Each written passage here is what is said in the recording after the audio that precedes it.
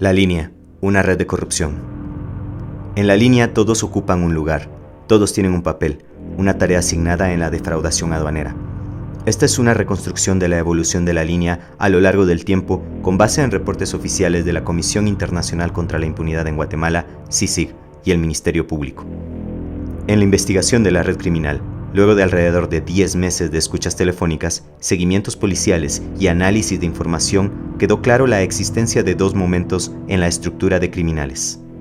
El primer momento con el liderazgo de Osama Esad Aziz Aranqui, alias Oscar, al frente de la estructura externa de la red, y el segundo con el predominio de Francisco Javier Ortiz Arriaza, alias Teniente Jerez, en medio de ambas, una estructura de transición. Pese a la importancia de estas figuras para ejecutar la defraudación, son actores de segundo orden en comparación con los líderes superiores, el más importante de ellos, el secretario privado de la vicepresidencia, Juan Carlos Monzón Rojas, aún prófugo.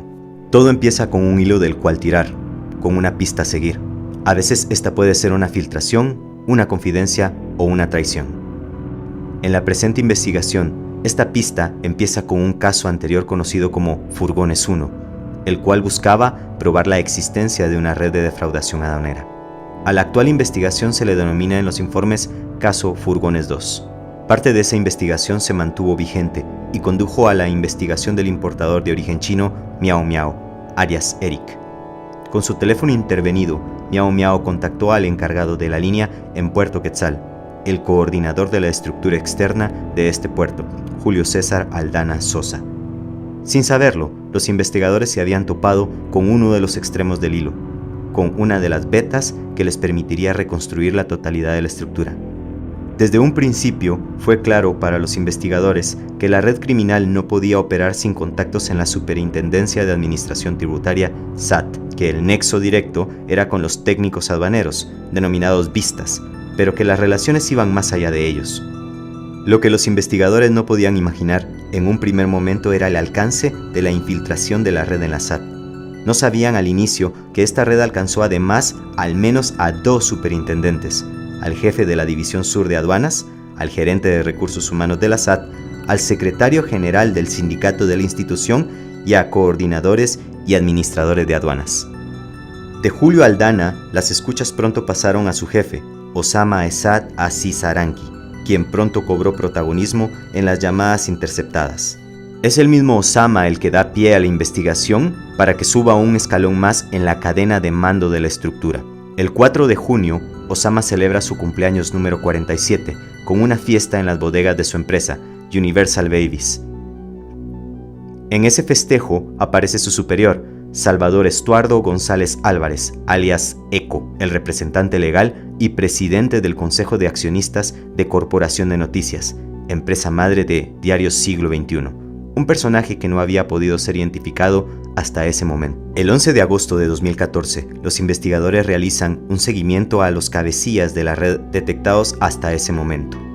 El objetivo es Salvador Estuardo González Álvarez, alias ECO, quien se reúne en el Hotel Grand Tikal Futura a las 19:30 horas con otros líderes de la estructura para decidir el sustituto de Osama Aranqui como coordinador de la estructura externa. En esa reunión se decide que Byron Izquierdo, un encargado externo de aduanas, reemplazará a Osama.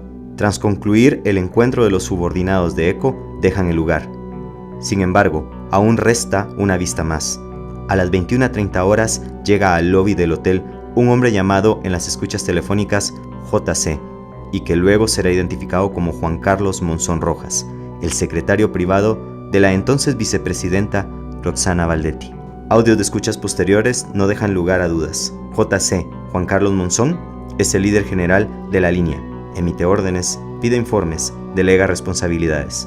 Una imagen de las cámaras de seguridad del hotel capta el saludo entre JC y ECO. La reunión en Tikal Futura marcó un parteaguas en la investigación y en la misma estructura criminal. A partir del 12 de agosto, Osama quedó fuera de la red criminal. Lo reemplazó Byron Izquierdo, quien, aunque no lo podía saber en ese momento, solo ocuparía ese puesto por menos de 2 meses. Era el fin de la etapa 1 de la estructura y el inicio de una fase de transición, un momento en el cual aparece Francisco Javier Ortiz Arriaga, alias Teniente Jerez, y Miguel Ángel Lemus Aldana, alias Mike. y desde las sombras, una tercera figura no del todo clara en ese momento. La etapa de transición de la red dura poco tiempo. El 25 de septiembre, Byron Izquierdo es retirado de su papel como jefe de la estructura externa. Al interior de la red corren rumores sobre quién podría sustituir a Izquierdo. Se habla de la llegada de 2 militares, del inminente arribo del mero cacique. El 3 de octubre de 2014 asume el mando de la estructura Francisco Javier Ortiz Arriaga, alias Teniente Jerez, y lo acompaña como encargado financiero Miguel Ángel Lemus Aldana, alias Mike. Las reuniones de la red en esta fase de la investigación comienzan a transcurrir en un nuevo lugar, las oficinas de la zona 10 de la Boutique Emilio, propiedad de Luis Alberto Mendizábal Barrutia.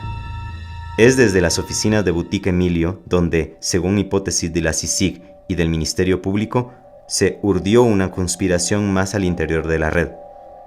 En este caso, para sustituir al entonces Superintendente de Administración Tributaria SAT, Carlos Muñoz, por el entonces Intendente de Recaudación, Omar Franco. Esto mediante una campaña mediática y denuncias penales que involucraba el apoyo a las acusaciones del secretario general del sindicato de la SAT, Anthony Segura, desde el diario Siglo XXI. Estas acciones fueron coordinadas según la hipótesis de la CICIG, luego de reuniones entre Segura, Javier Ortiz y Miguel Ángel Lemus en la Boutique Emilio. El papel de Luis Mendizábal no llegará a estar claro hasta el día de las primeras capturas de los integrantes de la línea, el 16 de abril. Durante ese día, Mendizábal recibe llamadas de Javier Ortiz, quien lo llama jefe, y le pide ayuda para obtener medidas sustitutivas para los jefes operativos de la estructura, y para así no ser llevados a prisión. Esta ayuda, según CICIG en el caso relacionado, Bufetes de la Impunidad, incluyó el buscar influencias en la jueza Marta Sierra de Stalin para obtener esta excarcelación. Fueron estas gestiones y llamadas telefónicas las que finalmente involucraron a Mendizábal, quien hasta el momento no aparecía en ninguna de las escuchas telefónicas, consignas en el informe. De momento Mendizábal sigue prófugo. En la etapa final de la investigación, se estimó que al menos 64 personas participaron en distintos momentos en la red de defraudación, tanto en la estructura interna de la SAT como en la estructura externa. Pese a los cambios en los mandos medios, pese a los reemplazos en los puestos más bajos de la cadena, lo invariable era la dirigencia. Juan Carlos Monzón Rojas, el secretario general de la vicepresidencia y líder general de la red aún prófugo. Este ha sido un breve repaso de la evolución de la estructura de la línea. Para conocer más de la forma de actuar de la red criminal, consulta el reportaje en plazapublica.com.gt.